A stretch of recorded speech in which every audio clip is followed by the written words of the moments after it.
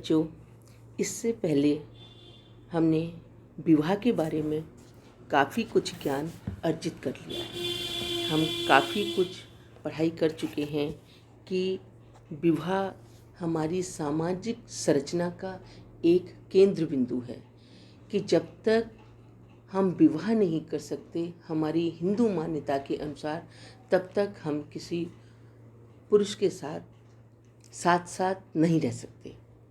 अतः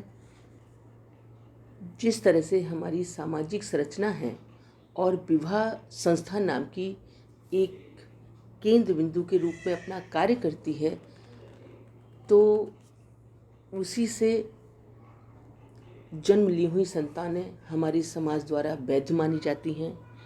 लेकिन हमारे समाज में जो विवाह की रीति है वो एक धार्मिक संस्कार के रूप में मानी जाती है और पूरी धार्मिक क्रियाओं के अनुसार उसे संपन्न किया जाता है। लेकिन हमारे समाज में कुछ जनजातियां भी हैं जिन्हें उनके जीवन साथी चुनने के तरीके हमारे विवाह के तरीकों से अलग है। आज हम उसके बारे में चर्चा करेंगे।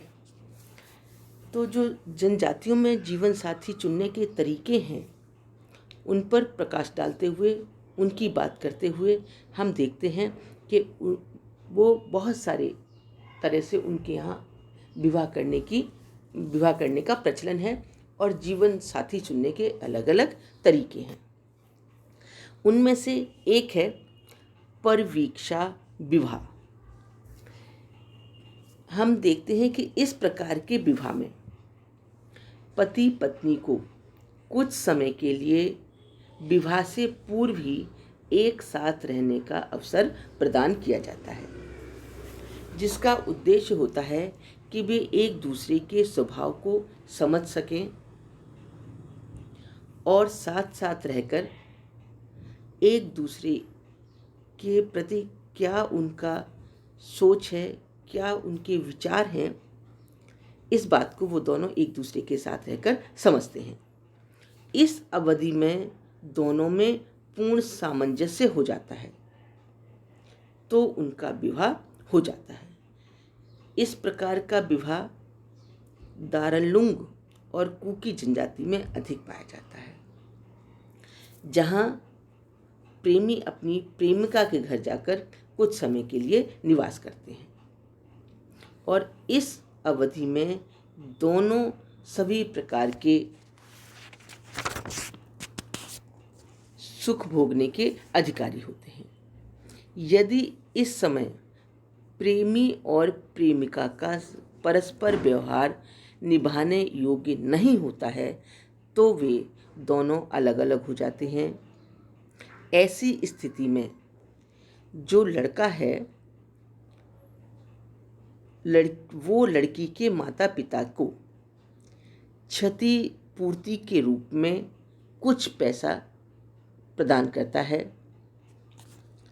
आदिम समाजों में विवाह में वधू मूल्य प्राप्त करना उतना महत्वपूर्ण नहीं है जितना संतान प्राप्त करना है। इसी को परवीक्षा काल में लड़की की अगर कोई संतानोत्पत्ति की शक्ति का भी पता चल जाता है और यदि वह गर्भवती हो जाती है तो दोनों का विवाह संपन्न करना अनिवार्य हो जाता है। दूसरा है हमारा हरण विवाह। जैसा कि आपको इसके नाम से ही पता चल रहा है, हरण मतलब हर लेना। तो इस प्रकार के विवाह में कन्या का अपहरण करके उसके साथ विवाह किया जाता है। उद्विकासीय क्रम में विवाह का सर्वप्रथम तरीका हरण विवाह से ही था कि समाज के विकास एवं नवीन कानूनों के प्रभाव से इस प्रकार का विवाह ज़्यादातर समाप्त होते जा रहे हैं, परंतु अब अभिनयात्मक हरण है। इसके अवशेष के रूप में देखने को मिलता है। जैसे बुशमैन लोगों में अभिनयात्मक हरण प्रचलित है कि प्रीति भोज के अवसर पर वर एवं वधू दोनों पक्षों के लोग एकत्रित होते हैं। भोज के दौरान वर वधू का हाथ पकड़ता है। ऐसा करने पर दोनों पक्ष के लोगों में लड़ाई की स्थिति पैदा हो जाती है और वर को पीटा जाता है। युद्ध के दौरान यदि वधू का हाथ वर पकड़े रहता है तो उन दोनों का विवाह संस्कार पूर्वक कर दिया जाता है, लेकिन हाथ छोड़ देने पर दोनों का विवाह नहीं हो सकता। हम देखते हैं कि अफ्रीका की बहिमा जनजाति में वर और वधू दोनों पक्षों के लोग रस्साकसी करते हैं, जिसमें वर पक्षी जीतता है। विजय की घोषणा के बाद ही वर पक्ष के लोग वधू को गाय की खाल में लपेटकर भगा ले जाते हैं। वधू पक्ष के लोग उसका पीछा करते हैं और बाद में उनका विवाह करा दिया जाता है। कभी कभी जब एक ही स्त्री के कई प्रतिद्वंदी प्रेमी होते हैं तो उनमें मल्लयुद्ध भी होता है और जो जीतता है उसे उस लड़की से विवाह करना पड़ता है। ये सब बातें प्राचीन काल में एक जनजाति दूसरी जनजाति पर आक्रमण करती थी और हार जाने वाले पक्ष की स्त्रियों को जीतने वाला पक्ष उठा ले जाता था और उनसे विवाह कर लेता था। ये उसी समय की प्रथा। तीसरा है परीक्षा विवाह। जैसे आप नाम से अवगत हो रहे हैं कि किसी चीज़ की परीक्षा देना है ना, तो जो परीक्षा में सफल होता है उससे उसका विवाह हो जाता है। अब हम इस प्रकार के विवाह में एक पुरुष के साहस और शौर्य की परीक्षा ली जाती है, जिसमें खरा उतरने पर उसका विवाह करवा दिया जाता है। कुछ जनजातियों में विवाह के इच्छुक युवकों में यह अपेक्षा की जाती है कि वे विवाह से पूर्व अपना पराक्रम सिद्ध करें। ये ऐसा करने में सफल हो जाते हैं तो उन्हें यह अधिकार होता है कि वे अपनी मनपसंद की लड़की से विवाह करें। गुजरात के भीलों में शौर्य की परीक्षा एक उत्सव में की जाती है। होली के अवसर पर उनमें गोल गोधेड़ो नामक उत्सव मनाया जाता है। एक खम्बे या खजूर के पेड़ पर नारियल व गुड़ बांध दिया जाता है और इस खम्बे पेड़ के चारों ओर गांव के जो अनमैरिड या कुंवारे लड़के लड़कियां दो घेरों में नृत्य करते हैं। भीतर का घेरा लड़कियों द्वारा बनाया जाता है और बाहर का घेरा लड़कों द्वारा। ढोल आदि बजाए जाते हैं और नृत्य किया जाता है। नृत्य के दौरान ही लड़के लड़कियों के घेरे को तोड़कर खंबे पर से नारियल व गुड़ प्राप्त करने का प्रयत्न करते हैं। लड़कियां ऐसा करने पर रोकने का प्रयास करती हैं, झाड़ू से पीटती हैं एवं काटती भी हैं। किसी न किसी तरह से वो ऊपर पेड़ पर नहीं चढ़ने देती। इस पर भी यदि व्यक्ति नारियल व गुड़ खाने में सफल हो जाता है तो वह उस घेरे की लड़कियों में से जो भी उसे लड़की पसंद आती है उससे वह विवाह करने का अधिकारी होता है। कुछ समाजों में निपुण एवं चतुर शिकार करने वाले व्यक्ति को भी आदर्श दामाद माना जाता है।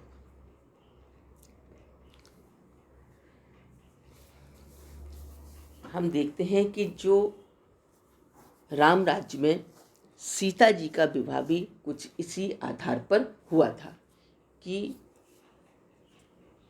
सब राजकुमारों को बुलाया गया था और अपने शौर्य पराक्रम की परीक्षा देनी थी। शिव जी का धनुष उठाना था और जो इस प्रतियोगिता में सफल होता उसी से सीता जी का विवाह होना निश्चित हुआ था। क्रय विवाह, क्रय का मतलब होता है खरीदना। तो इस प्रकार के विवाह में वधू प्राप्त करने के लिए वधू के माता पिता को उसके रिश्तेदारों को कुछ धनराशि वधू मूल्य के रूप में देनी होती थी। क्रय विवाह का सदा यह अर्थ नहीं है कि वधू का व्यापार किया जाता है। कई समाजों में तो यह मूल्य सिर्फ दिखावे के लिए ही होता है और उससे अधिक धन तो दूल्हे को दहेज में दे दिया जाता है। लेकिन ये इस तरह की प्रथा उनके बीच में प्रचलित है, इसलिए ये मान्यता मानी जाती है। साइबेरिया के किर्गिज जनजाति में बधू मूल्य इतना अधिक है कि एकाधिक पत्नी रखना कठिन है, और वे लोग साधारणतः तलाक भी नहीं देते, क्योंकि उसके बाद विवाह करने का अर्थ है बड़ी मात्रा में धनराशि जुटाना, जो कि एक बहुत ही कठिन कार्य के रूप में देखा जाता है। न्यूगिनी की बुकाई जनजाति में वधू मूल्य चुकाने के बाद ही पति को उसके साथ रहने और संबंध बनाने का अधिकार प्राप्त होता है। जब तक वह वधू मूल्य प्राप्त नहीं होता, तब तक वधू अपने पिता के यहाँ ही रहती है। अफ्रीका की ये जनजाति में लड़की पैदा होने से पहले ही सौदे व सगाई तय हो जाती हैं, और लड़की पैदा होने पर वधू मूल्य को किस्त चुकाना आरंभ कर दिया जाता है। तिलीगीत जनजाति में तलाक होने पर पति को कन्या मूल्य वापस देना होता था। भारत में लगभग सभी जनजातियों में वधू मूल्य की प्रथा रही है। विशेषतः नागा, गौड़, संथाल, हो, ओराव, खरिया, कुकी, भील आदि में यह प्रथा प्रचलित है। वधू मूल्य पैसे व वस्तुओं दोनों में ही लिया जा सकता है। कुछ जनजाति में वधू मूल्य की अधिकता के कारण लड़के व लड़कियां कुंवारे ही रह जाते थे। ऐसी स्थिति में ही हरण विवाह किया जाता है, या फिर उन्हें कर्जा लेकर विवाह करना होता है। अब हम वधू मूल्य इस बात का भी घोतक है कि विवाह दो व्यक्तियों का ही नहीं बल्कि दो परिवारों का सम्मिलित है, और वधू उन दो परिवारों के मध्य मैत्री संबंध कायम करती है। ये दोनों परिवारों में आर्थिक सहयोग पनपता है। दक्षिणी अफ्रीका की बांदू और धोगा जनजाति में लाम्बोला वधू मूल्य देने की प्रथा है।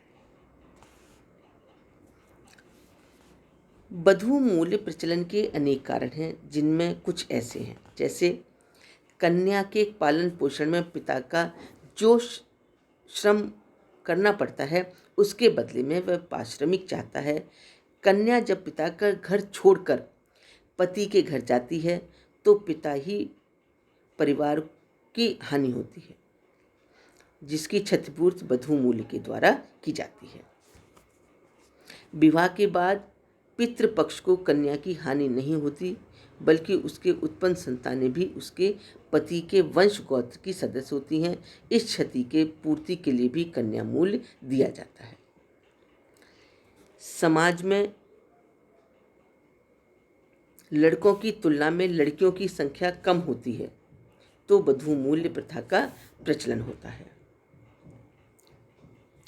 वधू मूल्य चुका देने पर वधू की पितृपक्षीय देवता का संरक्षण मिल जाता है आदि।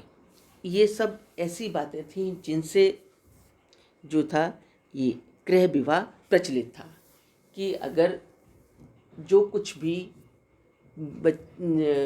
पुत्री के पालन पोषण ने पिता को ने खर्च किया है, वो उसे लड़के वाले जब क्रय करते थे तो उसका धन, उसका बचा हुआ धन उसको प्राप्त होता था। सेवा विवाह वधू मूल्य को चुकाने का एक तरीका यह भी है कि दामाद अपने सास ससुर की सेवा करे और उसके बदले में उसकी पुत्री को पत्नी के रूप में प्राप्त कर सकता था।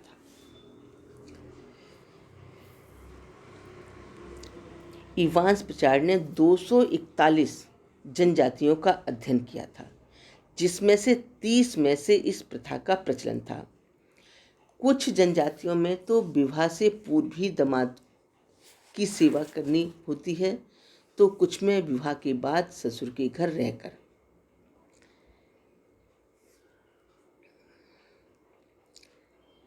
यह प्रथा बेनगांव और कोमांचे इंडियंस में दामाद से यह अपेक्षा की जाती है कि वह प्रतिदिन अपने ससुराल वालों को शिकार भेंट करे।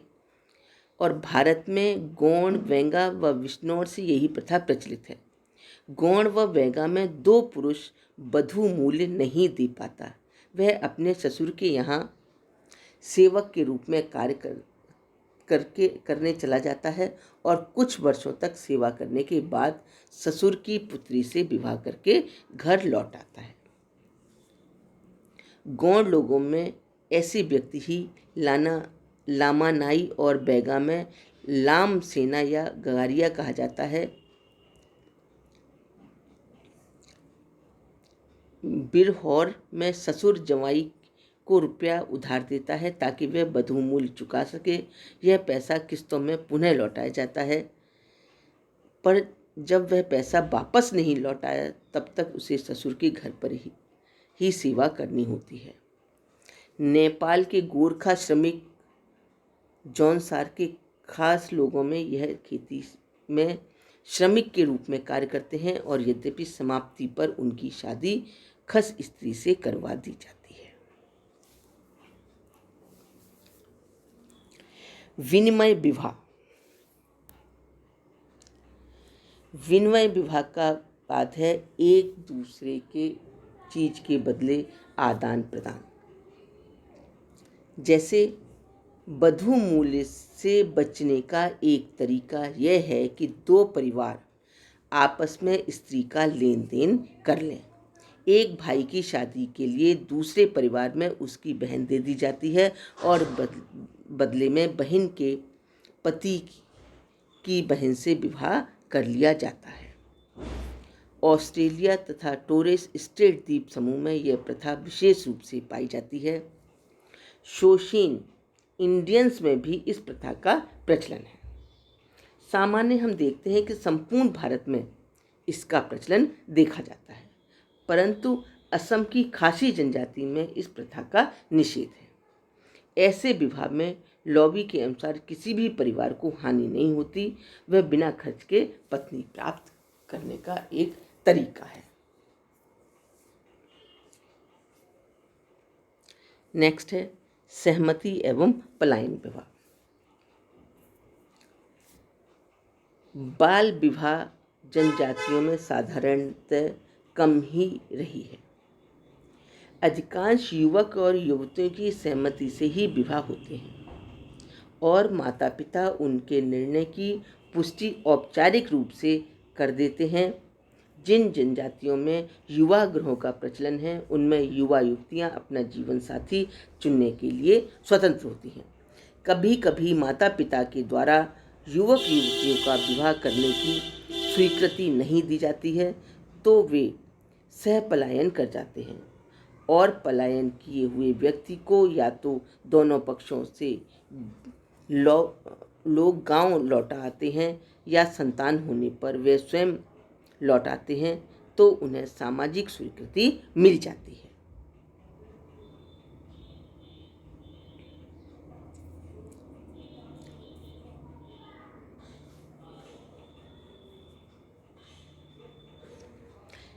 कुरनई जनजाति में ही सह पलायन पाया जाता है। पलायन के समय यदि वे पकड़ लिए जाते हैं तो उनकी जमकर पिटाई की जाती है। यदि वे गांव की सीमा पार कर जाते हैं तो उनकी सुरक्षा की जाती है और संतान होने तक वे गांव के बाहर आश्रम में रहते हैं। बिहार की हो, राजस्थान की भील जनजाति में यह प्रथा प्रचलित है तो इसे राजी खुशी विवाह कहते हैं। सहमति पलायन का मतलब होता है कि दोनों एक दूसरे के माता पिता की सहमति से वो दोनों विवाह करने के लिए चले जाते हैं और जब उनके घर में किसी बच्चे का जन्म हो जाता है तो वो वापस अपने गांव में लौट कर आकर रहने लगते हैं। हठ विवाह। हठ विवाह है, हठ का मतलब होता है कि किसी जिद करना। कि इस प्रकार के विवाह में लड़की जिस व्यक्ति से विवाह करना चाहती है तो वो जिद करके उसके घर पर जबरन जाकर रहने लगती है। उसे वहाँ समय अपमान भी सहना पड़ता है जब तक लड़के के माता पिता उसे बहू के रूप में स्वीकार ना कर लें। हम देखते हैं कि इस प्रकार का विवाह बिरहोर, हो, औरांव, कमार व मुंडा लोगों में पाया जाता है। ऐसे विवाह को अनादर, निर्वोलक तथा कमार पैठू कहते हैं। अनादर का अर्थ है कि लड़के के माता पिता द्वारा अपमान करने पर भी वह उसके परिवार में बनी रहती है। क्यों बनी रहती है? क्योंकि उस लड़के से उसे प्रेम हो गया है और कई बार लड़की को मार पीट कर बाहर निकाल दिया जाता है, लेकिन फिर भी भोजन भी नहीं दिया जाता है। इस पर भी यदि लड़की दृढ़ रहती है तो उसका विवाह करवा दिया जाता है, जिसको हम हठ विवाह के नाम से जानते हैं। दत्तक विवाह। इस प्रकार के विवाह में दामाद की को गोद ले लिया जाता है और उसकी ही पुत्री का विवाह और उससे ही पुत्री का विवाह करवा दिया जाता है। जापान में दास प्रथा है, परंतु दास का वहाँ कोई हीन अर्थ नहीं है। परिवार के दूर के रिश्तेदारों को दास बनाकर रख लिया जाता है और बाद में उसके साथ कन्या का विवाह करवा दिया जाता है। इसका एक दूसरा रूप कल्पित विवाह भी है। अफ्रीका की न्यूर जनजाति में जिस प्रकार के व्यक्ति की हत्या की जाती है उसे हत्यारे द्वारा बदले में कुछ मूल्य चुकाना पड़ता है। वह मूल्य देकर मृतक की पत्नी का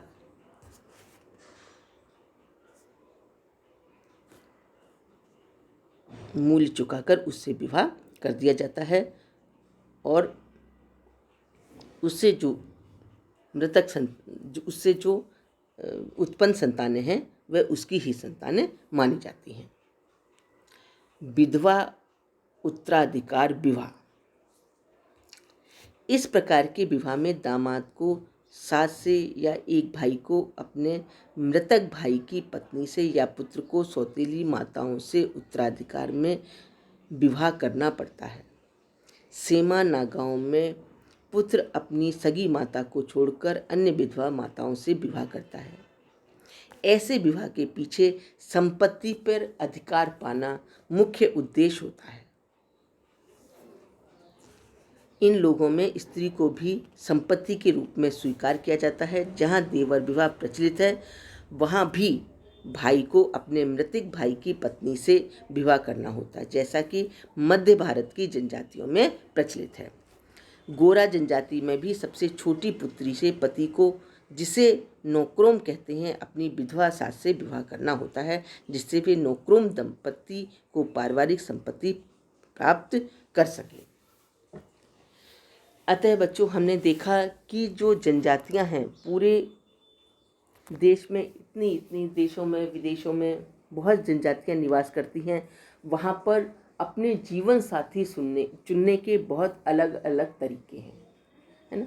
लेकिन फिर भी आज जो हमारा सबसे विकसित समाज है, जो विकास की चरम सीमा पर है, हम उस समाज में निवास कर रहे हैं जहाँ पर सिर्फ एक विवाह का प्रचलन है और एक विवाह के आधार पर यह एक धार्मिक संस्कार के रूप में देखा जाता है, जिससे हमारी मानव जाति भी सुरक्षित है, हमारे समाज की संरचना का केंद्र बिंदु है और इससे ही हमारे परिवारों का जन्म होता है।